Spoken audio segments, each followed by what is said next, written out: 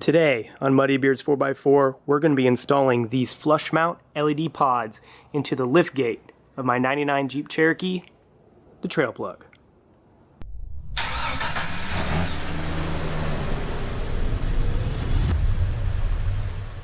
So I was scrolling through Amazon the other day and I was looking at some cheap LED light options, and I ran across these flush mount pods that I thought looked really cool, and I kind of had an idea that I wanted to put some lights in the rear of my Jeep, somewhere in the back where if I needed some extra light behind me, I could do that. So I thought I'd pick them up and make a project out of it. So I also picked up this. I've been meaning to do one of these, which is just a switch panel that goes onto your ashtray for a Jeep Cherokee XJ.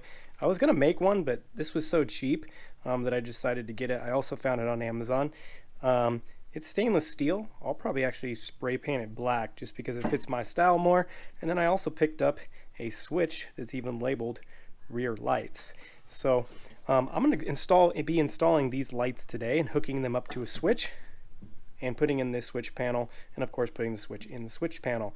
So I think really what I need to do is figure out though where I'm going to put these in the back of my Jeep.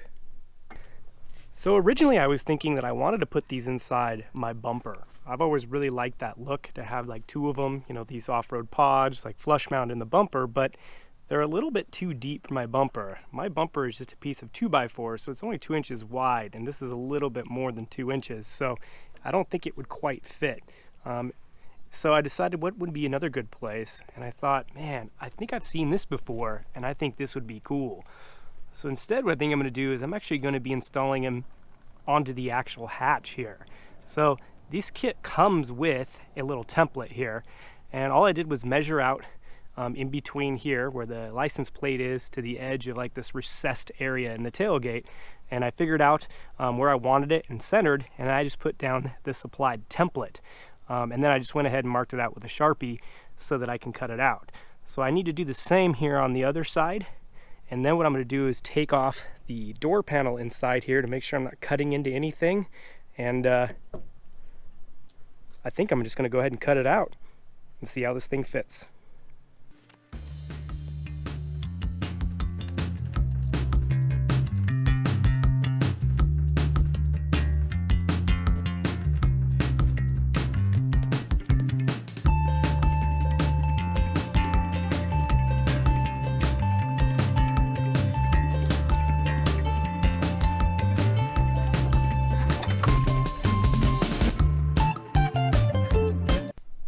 Alright, well now I got the rear tailgate off. That was pretty simple. There's just some screws along the top part here that easily pop out. The only thing interesting is the little grab handle here. Those are Torx bits. Everything else is a Phillips. That's the only interesting thing. Other than that, it pops right out. So here is what I kind of feared when I marked that out. I didn't want to see if this thing can see up in here. It's kind of dark, but one of the main supports that holds like the whole frame of this tailgate together is right here, which is exactly where I want to cut. And all it is just a rolled piece of sheet metal that's like held in there with like epoxy. So now I kind of have to make a decision. You know, it is supported right here and again right here. I mean, the top and the bottom. So I really don't know how much this actually affects it.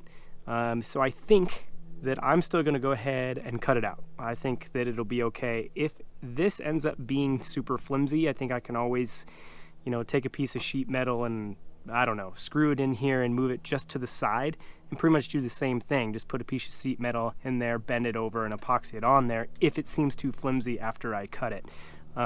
But if you're not comfortable with that, you know, with cutting that out, then certainly don't do that. But I think it's going to work out. I think it'll be okay. And like I said, worst case scenario, I'll just make another piece here roughly and stick it on there to give this thing extra support.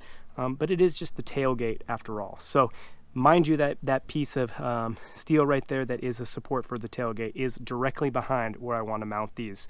But I'm going to go ahead and cut it out. So I got the other side marked down here and I got both my templates. So I'm just going to take my angle grinder and try to cut it out as best as possible following this black line. Mine is a steel tailgate. I know some of the earlier model Cherokees had fiberglass. So I don't know if you can still cut that with a cutoff wheel. But for me, I got the good old steel one. So I'm going to go ahead and do that. So let's get this thing cut out so we can get our lights fitted in.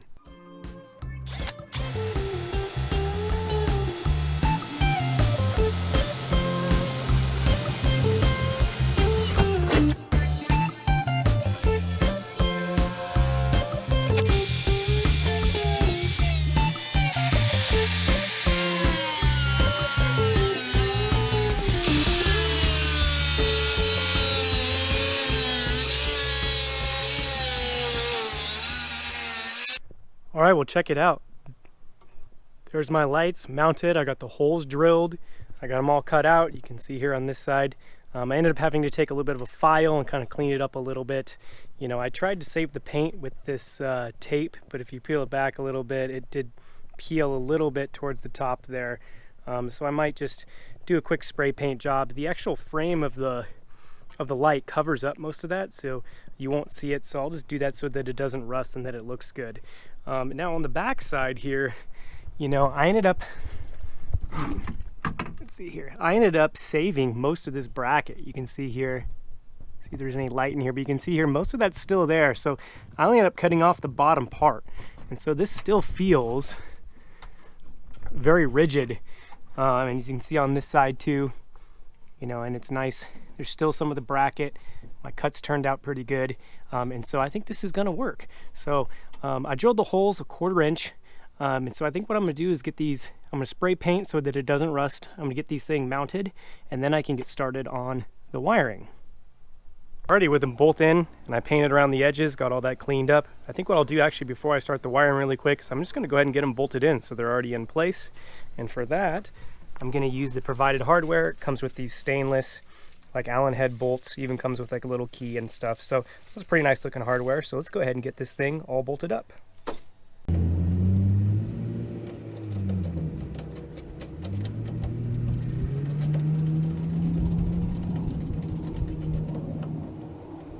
All right, with my lights not bolted in, let's talk about wiring. So each one of these lights comes with a wire harness that's about 6 inches long. And so what I did was I ran them in here and I spliced both of the ground wires together and both of the power wires together for each light. So the ground wire for the lights, I just decided to run it straight to here, and I grounded it to basically the latch mechanism here for the rear tailgate. There's no sense wiring it anywhere else. This is a good ground, so that's where I went. As far as the power, I had to go all the way around the factory wiring harness inside the tailgate this way, and then I removed all the plastics and ran it down this way and through the fender. And so that wire is going to follow it underneath all the plastic all the way up to the switch, which is up towards my center console. So that is the longest wire you do have to run, and it's just the one signal wire or power wire for the lights themselves. So if we go up to the front of the vehicle here, since I am running these on a switch, I just basically had to run a power wire straight to the battery, and then I hooked it up to this fused link. So I had to buy a fused link because that did not come with the kit, and then just run that one single power wire through the firewall here and inside the Jeep.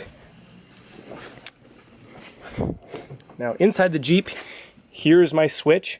I do have it all wired up right now just to make sure everything worked, but I brought in the signal wire from the lights themselves and ran it all the way up and plugs into the switch. The power wire from the battery goes into here. You do have to ground the switch. There's a bolt underneath here, underneath the radio cover, the center console here, that I just grounded it to. And other than that, it's pretty simple, and the switch can be hooked up. Okay, but before I do all this for sure, I got a lot of plastic to put back together in the back of the Jeep. I want to install my switch cover. Okay, here's my switch cover. So I went ahead and just painted it black because I didn't like the stainless color. And it comes with these self-tapping screws, but I put it down here, and I actually did a couple pilot holes. Probably be a lot easier. But with those pilot holes drilled, it actually just fits nice. Look at that. I think that looks pretty cool, doesn't it? And all I got to do now is put in my self-tappers, and I can run that in and re-hook up my wiring harnesses to my 2 switches. I do have a blank one still, so whenever I get a third accessory, I can put it in here. But let's get this thing screwed on. I'll get my plastics put all the way back up, and I'll show you what the lights look like.